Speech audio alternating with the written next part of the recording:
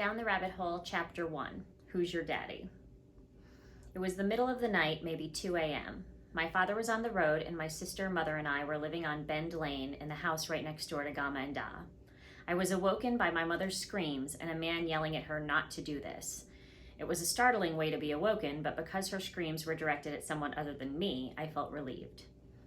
The ruckus was ongoing, a cry for attention.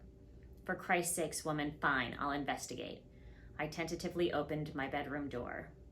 I tiptoed out of my room and saw a man with a sandy brown crew cut wearing a beige members-only jacket standing at the bottom of the stairs. "Hello, Kate. I'm Siobhan's father," he said. My mother was sobbing loudly behind her locked bedroom door. The man edged cautiously up the stairs so as not to scare me. "I have her picture in my wallet, if you don't believe me," he said, as if that were all the proof I'd need. "What's going on?" I asked, addressing the larger issue at hand. "Your mother has taken a bunch of pills and wants to die," he said nonchalantly.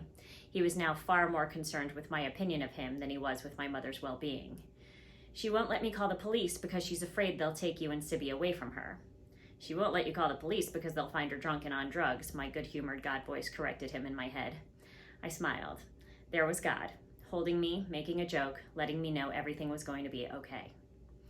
"Go away, Michael," my mother shouted through slurred speech. So Sibby's father had a name. Okay, he said, and backed down the stairs slowly. But I didn't want him to leave. Perhaps, if he stayed, he could rescue me and Sibby from this monster he'd just prevented from killing itself. He had a responsibility to us now. He couldn't just drop a bomb like that on us and leave. What kind of father was he?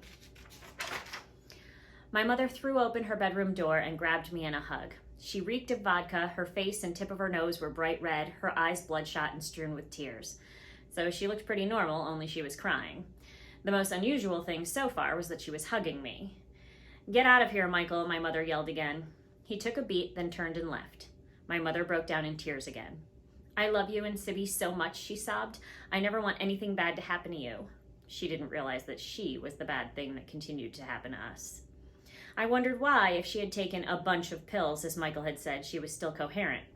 Another lie for attention, or her tolerance was so high a bunch didn't affect her. Either way, she was alive and I was stuck with her. I went back to bed and my mother did too. The next day, we proceeded as if the previous night hadn't happened. We usually just avoided that kind of awkwardness. I never brought Michael up to anyone. I found out a few years later that Sibby and my dad knew about him. Kudos to Ed for continuing to treat Sibby as if she were his own.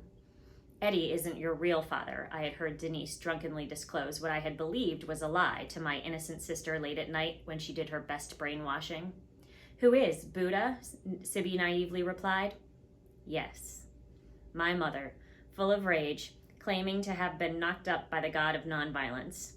Pardon me for saying so, but I don't think she was his type.